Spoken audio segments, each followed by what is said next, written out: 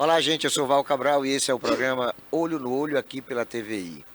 Olha, nós estamos já num processo de pré-campanha eleitoral, sabemos que a eleição propriamente dita, ela tem que ter início dias antes do chamado dia D, que é o dia 6 de outubro, mas os partidos já estão se articulando, se movimentando no sentido de ampliar as possibilidades de coligações, ou seja, juntar quanto mais lideranças e partidos para cada candidato é melhor. E nós temos aqui em Itabuna uma situação sui generis, porque pela primeira vez uma pré-campanha já conta com no mínimo 5 candidatos, todos competitivos. Anteriormente nós não tínhamos esta realidade, era uma polarização, às vezes Geraldo com Fernando, às vezes Augusto com Capitão Azevedo com Vani, enfim, havia ali uma situação anterior onde você só tinha 2 candidatos competitivos, embora em algumas eleições nós contássemos com mais de 2 candidatos. Ocorre que dessa vez a situação tem sido diferente, né? A situação tem sido assim de situações em que os partidos precisam manter suas candidaturas e que alguns candidatos precisam efetivamente irem até o final, eu digo que por conta de uma eleição que não é necessariamente essa 2024. Algumas situações perpassam pela projeção do que virá em 2026. Aí eu vou dar o exemplo do União Brasil. União Brasil, que teve aqui em Itabuna a vitória mais acachapante, proporcionalmente falando, do ACM Neto, frente ao Jerônimo Rodrigues, que ganhou hoje o governador, mas em Itabuna teve uma derrota muito grande para o ACM Neto.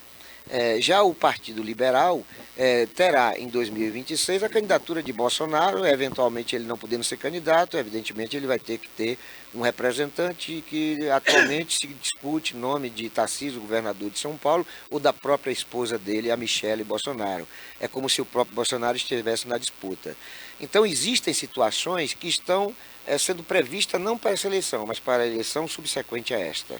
Alguns candidatos devem, mesmo não estando nesse contexto de projeção para 2026, mas necessitam até o final. Estaria o caso aqui do Capitão Azevedo e do Isaac Neri, né? Ambos estão numa disputa, também são competitivos. O União Brasil tendo o Capitão Azevedo, que veio do PDT, o PDT que sai com a candidatura de Isaac Neri.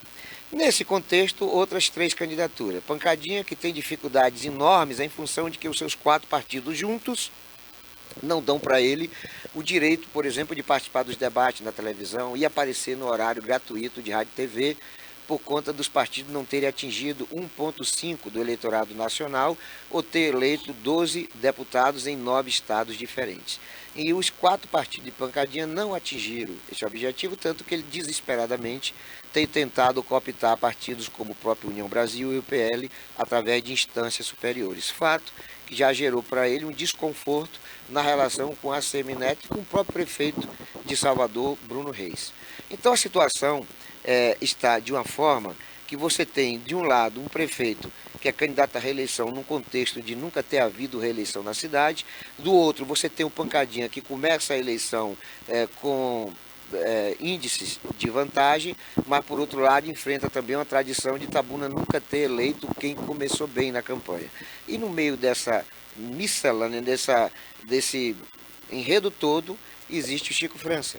Chico França, candidato do PL, bolsonarista, candidato à direita, e que com certeza absoluta está no páreo, né? Está para a concorrência até por conta de uma perspectiva de absorção dos votos da direita, do antipetismo, do anticomunismo e do bolsonarismo. Acho que de todos os candidatos, aquele que aglutina maior motivação e maiores causas de cooptação do voto é justamente o Chico França, com quem a gente vai bater um papo na edição de hoje.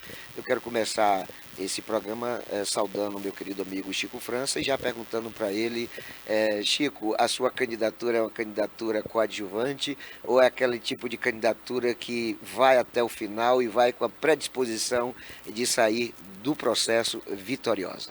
Bom dia, querido. Bom dia, Val Cabral. Eu parabenizo você por esse programa tão importante no momento no momento político. Então você faz um programa direcionado à política local, nacional. Então, hoje, Val Cabral, o PL é o maior partido do Brasil. É o partido que a população brasileira elegeu sendo o maior partido do Brasil.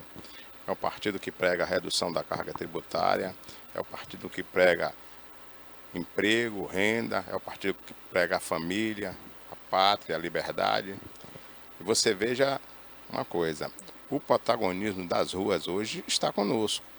Bolsonaro faz qualquer solicitação, qualquer convite e é atendido. Lá em São Paulo, por exemplo, ele convidou a militância, convidou o povo brasileiro para ir às ruas, para ir à Avenida Paulista, e ainda diz o seguinte: não traga faixa nem cartazes. E assim foi feito. Ordeira, uma manifestação cívica, de maneira, como eu digo a você, nós estamos com o protagonismo nas ruas, ao contrário do nosso presidente. O presidente que está estabelecido, no dia 1º de maio, tentou fazer uma manifestação e foi pífia. E o pior, ele ainda foi deselegante com um auxiliar dele, chamou o ministro na vista de todos e queixou por conta daquela manifestação não ter pessoas, não ter gente, certo? Na realidade, ele não pode debitar ou creditar essa falta de pessoas ao seu ministro. Ele tem que se fazer uma autocrítica e ver que o governo dele é um governo ruim, um governo pífio, por isso que o povo não está acreditando nele, não está indo às ruas. Então, nós trazendo isso para Itabuna, evidentemente que nós vamos estar presente, o PL vai estar presente, o PL vai mostrar candidatura própria, o PL vai trazer um quadro de vereadores, certo? Competitivo, de maneira que nós vamos tentar mudar a cidade de Itabuna. Traremos aqui com certeza Bolsonaro, porque Bolsonaro fez no Nordeste uma coisa que nenhum governo de oposição fez, que foi pegar a transposição do Rio São Francisco, que estava parada há 11 anos, uma obra que se arrastava, ele fez em um ano.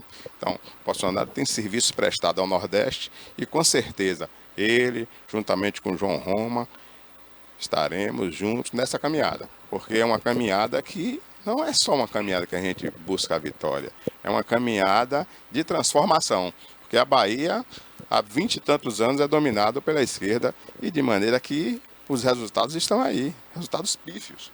No caso particular de Itabuna, meu amigo Val, se você for focar na educação, que é eu imagino que seja um carro-chefe de qualquer administração, os índices são alarmantes. Nós temos aí, ó, nesse orçamento que foi aprovado agora, um orçamento de 1 bilhão e 400 milhões para a cidade de Itabuna, 343 milhões se destina à educação. Desses aí, 22 milhões se destina à reforma de escolas. E ao passo que você vê escolas com teto caído, muro caído, escolas sem manutenção nenhuma, sem condições nenhuma de botar alunos. E 22 milhões, não é pouco, o valor é altíssimo. Outra coisa, desses 343 milhões, se você tira os 22, o que resta para a parte da escola e você divide pelo número de alunos. Segundo o prefeito, numa entrevista que ele deu numa emissora de rádio, ele disse que nós temos 2 mil professores e 20 mil alunos. Ora, se tem 20 mil alunos, você pega esse valor e divide pelo número de alunos e número de meses, você vai chegar a um valor de R$ 1.333 por mês, que é alto. É um valor de investimento alto que a população paga e o retorno é pequeno. Você tem um retorno, por exemplo, aqui em Itabuna, um IDEB de 4,3, horrível. Um custo de um aluno em Vitória da Conquista, meu amigo Val, é R$ 550 mês. E os resultados são bem melhores, certo? Ô Chico, nesse contexto da educação, a gente vê uma situação, por exemplo, de Eunápolis. Eunápolis é uma cidade com 120 mil habitantes, ou seja, metade de Itabuna, mas tem 21 mil alunos. Aqui, você falou em 22 mil, mas a informação que eu tenho é que são 19 mil estudantes do ensino fundamental, ou seja, do ensino municipal, e o que significa dizer um disparate, porque como é que uma cidade de 120 mil habitantes tem 21 mil alunos e uma cidade com 250 mil habitantes só tem 19 mil, ainda que seja 22 mil? É uma situação meio esdrúxula para você compreender, mas que observa-se que é uma coisa que retrata uma realidade de não prioridade da educação. de não prioridade e capacitação profissional do jovem. Né? Itabuna tem um histórico de já ter sido a terceira cidade da Bahia, hoje é a oitava em demografia, foi a terceira há 30 e poucos anos atrás em economia, hoje é a 17ª, então nós estamos num declínio. Não só na questão da educação, artes e cultura em Itabuna é um desastre no atual momento. Nós temos aqui um perfil de uma cidade, de um povo intrépido, um povo guerreiro, e que se não fosse esse perfil popular, talvez a situação estivesse muito mais agravada. Mas você faz parte de um partido da direita, que tinha, antes da eleição do Bolsonaro, o estigma de referência de homofobia, de misoginia, de perseguição às minorias. Era um partido estigmatizado como quase nazista. E uma vez eleito, Bolsonaro comprovou nas ações de que absolutamente nada disso tinha de realidade. Existem alguns estigmas também envolvendo a sua candidatura. As pessoas falam assim, olha, o Chico, ele é talvez tecnicamente o melhor candidato, ele é bom, mas Chico, ele primeiro chama você de murrinha, não sei nem porquê, parece que você não paga nem água para a turma, segundo a coisa que está sendo falada na cidade. Outra coisa é que as pessoas dizem assim, olha, o Chico por si só não vai para lugar nenhum, mas o Bolsonaro vindo a Itabuna, aí o Chico passa a ser competitivo. Como é que você avalia, Chico, essa situação? Bom, veja bem você. O fato de ser murrinha até um elogio para mim, porque eu, eu vim da base, eu vim eu morei no Berilo, certo? Minha família é de origem humilde, enfrentei a enchente de 67. Então eu dou valor ao que é meu, certo? O que eu ganho eu não ganhei com facilidade, certo? Então foi com muito suor. Aí outra coisa, você tem aí Zé Oduque Teixeira, que todo mundo também taxava de murrinha, foi um dos melhores prefeitos da cidade de Itabuna, certo? O Zé Oduque, à época, quando ele tomou posse, ele chamou para si a responsabilidade do pagamento da folha, e veja você que ele, no final do mês, ele tinha quase 300 pagamentos que não foram executados. Por quê? Porque eram funcionários fantasmas.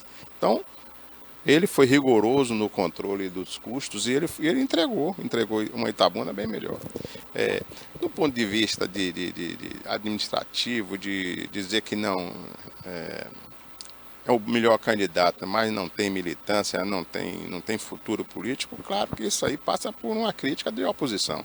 Porque a oposição, quando não tem onde bater, fica batendo nesses pontos. Se são pontos facilmente que você pode contornar e pode mostrar que não é realidade. Eu caminho com a minha militância, já fui em a grande maioria dos bairros, sinto a necessidade de cada um morador da área da periferia da cidade, certo? A área de baixa renda, e evidentemente tem que levar esperança para essa turma, porque, meu amigo, nada mais importante para uma cidade do que uma cidade pujante e crescente.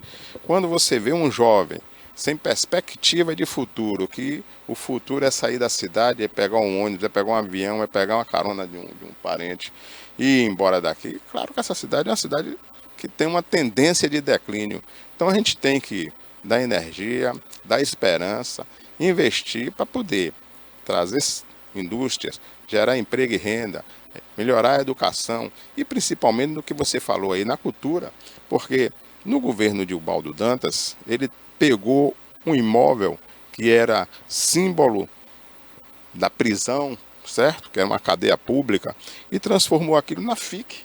A FIC é onde dá liberdade, é como você tira o passarinho da gaiola e solta, certo? Estava preso ali, a função daquilo era prisão, e a FIC na cultura deu mais liberdade, deu mais asa para essa turma. E você veja que no governo atual, o que é que fizeram com a FIC? A FIC hoje é um prédio abandonado, dominado hoje por marginais, que está lá, inclusive no centro da cidade, um prédio histórico, próximo da igreja, que deveria ser uma referência para esse governo, passa a ser um ponto de crítica. Então, cultura, meu amigo, tem que ser encarado com muita responsabilidade. Cultura não se resume a Itapedro, a Custo Alto, não. Cultura é uma abrangência muito grande. A cultura tem que estar presente nos bairros, a cultura tem que estar presente no centro, e a cultura tem que estar presente no coração de cada cidadão. Ô Chico, você falou de algumas dificuldades, mas o que é que você teria para o eleitorado itabunense como pressuposto de um possível mandato sob seu controle? Quais seriam as suas prioridades? A prioridade número 1 é a educação. Nós temos que fazer um mutirão para tirar a educação do que está aí. Se você faz um paralelo Itabuna Conquista, você fez um Itabuna Eunápolis, que eu nem não conhecia, vou pesquisar, mas se você faz um paralelo Itabuna Vitória da Conquista, 18% da população de Vitória da Conquista é estudante. Itabuna, 10% da população de Itabuna é estudante. Então nós temos um espaço muito grande de crescimento. Nós temos 8%. 16 são quase 15 milhões ou 15 mil alunos que você pode botar na escola de aula. Vai buscar, bota dentro e, evidentemente, quando você bota um aluno dentro da escola, da sala de aula, você traz também recursos. Que o recurso federal, quando chega, é em função do número de alunos. Então, quando você dá densidade às escolas, não precisa mais construir nenhum prédio, precisa recuperar o que está e dar densidade, certo? Botar professores na sala de aula, porque tem muito desvio de função. Professores tem que ser professor e não secretário, ajudante de secretário até que sim, mas ajudante, então tem que botar professor. Isso é um dos pontos. Outro ponto, evidentemente, que passa por uma união entre Estado, entre município, Estado e a federação, onde você tem que trazer indústrias.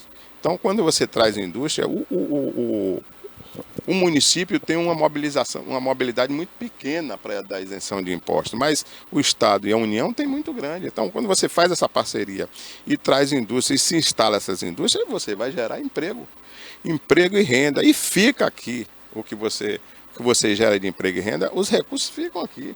Quando você... tem inclusive aí uma indústria que era para fazer...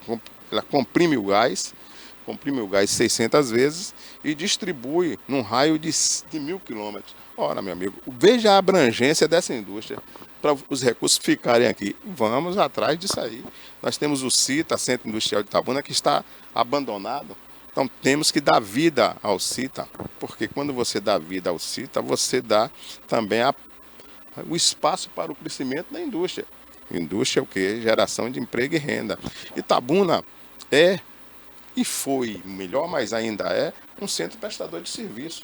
Claro que nós temos que investir e dar prioridade, dar espaço para o prestador de serviço. Eu, por exemplo, eu sou engenheiro civil, faço construção civil, tenho um serviço que é sondagem de solo e tem outro serviço que é fundação. Em Itabuna eu já fiz serviço em barreiras, então você tem que fomentar também o serviço, a saúde em Itabuna passa por um período difícil. Temos que alavancar a saúde, porque Itabuna, a medicina privada já foi referência. Hoje não, hoje você vai para Conquista, vai para Eunápolis, vai para Itapete, vai para Salvador, vai para Feira de Santana, vai para Jequié, buscar soluções no que diz respeito à saúde. Ô Chico, você aborda questões que são importantes, como o serviço, o comércio, a industrialização, mas Itabuna sempre se notabilizou pela monocultura do cacau, né? E que foi diversificada em função do crime da vassoura de bruxa. Hoje a gente poderia até dizer que Itabuna tem, no agronegócio, na diversificação da lavoura, um dos seus fortes geradores de emprego, de renda e de impostos. Você tem alguma coisa programada para esse setor? Olha, a área territorial agrícola, ou agricultável de Itabuna é pequena. Então, quando você pensa em agricultura, você tem que pensar na região, certo? Nós tivemos aqui, por um período muito grande, e que foi sucateada, a CEPLAC. A CEPLAC praticamente era um estado paralelo aqui na região. Hoje a CEPLAC está sucateada, a CEPLAC não renovou, a CEPLAC sucumbiu à vassoura de bruxa. A vassoura de bruxa foi maior do que a CEPLAC, certo? Não renovou, não criou espaço. Então, em função disso, nós vivemos em uma monocultura e, como a CEPLAC é focada única e exclusivamente no cacau, deixou de ter espaço para outras culturas. Evidentemente que a agricultura é uma economia primária que depende basicamente não só do município, mas depende da União, principalmente, porque na hora que você cria crédito agrícola, depende basicamente da União. Então, tem que ter uma orientação técnica, não é chegar assim, vamos botar café, vamos botar cana, vamos botar... Não, tem que ser um estudo. Se a CEPLAC não atender a essa demanda, tem que trazer a Embrapa, que é um seio de conhecimento de científico, um conhecimento científico muito grande. Então, sucatear a CEPLAC, se não consegue dar vida à CEPLAC, dá a Embrapa e traz soluções para poder essa região realmente soerguer e sair desse marasmo, dessa depressão que está que é muito grande. Ô Chico, voltando ao assunto da política, a gente sabe que ideologicamente você está no campo da direita, extrema-direita, bolsonarismo, antipetismo, anticomunismo. É pretensão sua nacionalizar o debate? Você vai trazer para a sua campanha essas questões que estão relacionadas a um amplo, uma discussão mais ampla a respeito da questão ideológica, ou você vai se ater basicamente às questões locais? Não.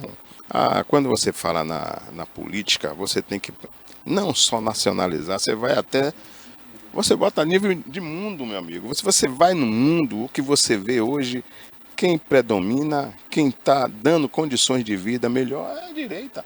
Você vai no leste europeu para você ver o que está lá. Todos que mudaram da esquerda para a direita estão bem. Todos, quando você viu lá, quando derrubaram o Muro de Berlim, para qual lado foi que o povo correu? Foi para o lado do progresso. Então nós temos que trazer isso aqui, temos que trazer Bolsonaro, nós temos que ter inveja de São Paulo, do jeito que Tarcísio está governando São Paulo. Isso aí tem que ser uma referência. Aí eu vou me basear em estados que estão aí precários, caindo. Não, temos que ter as referências melhores possíveis, onde o resultado para o cidadão é o que é o melhor. Não adianta você ficar... Na época, meu amigo, da pandemia, o que mais me chocou realmente foi no estado da Paraíba, um comerciante ser preso, algemado, porque tentar abrir uma loja. Quer dizer, o camarada gerava emprego, gerava renda, gerava imposto e foi algemado em função de tentar abrir uma loja. Ora, tinha que dar condições para ele trabalhar. Então, nós teremos que ir por esse caminho. Não digo nem direita, mas nós somos conservadores e somos mais do que defensores. Um caminho da direita, um caminho direito. Exatamente. Ô Chico, para encerrar aqui o nosso bate-papo, como é que está o PL? Está preparado para a eleição? Como é que está o Chico? Chico França? Chico se sente um candidato competitivo, favorito?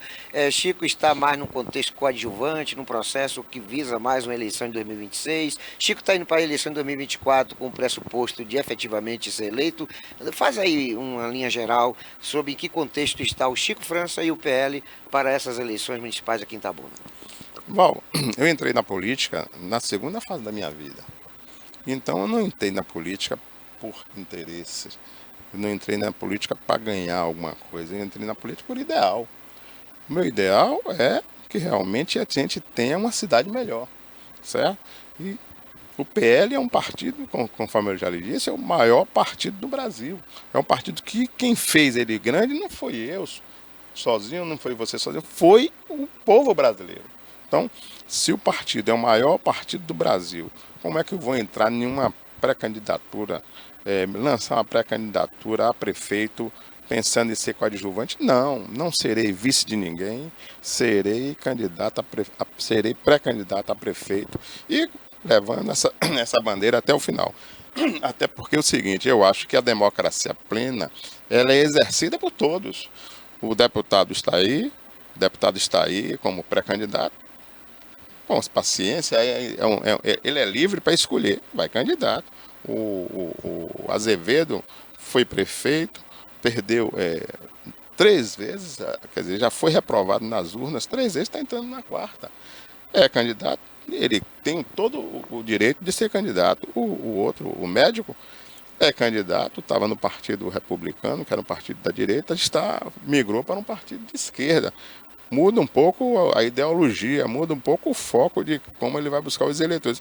Mas também já foi candidato uma vez, perdeu, foi candidato a deputado. Mas é legítima a posição dele de candidato.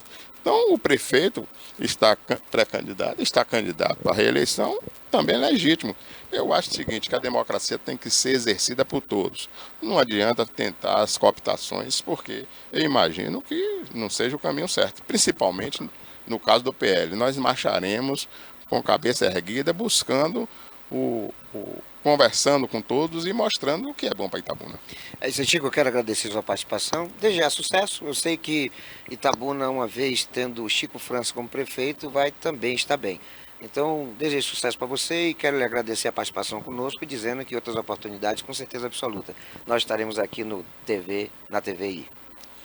Muito obrigado. Você é uma das pessoas que sempre está dando espaço para eu mostrar as nossas ideias e, evidentemente, que eu tenho aqui a agradecer a você, principalmente por essa abertura de uma imprensa, que é a imprensa livre. É isso aí.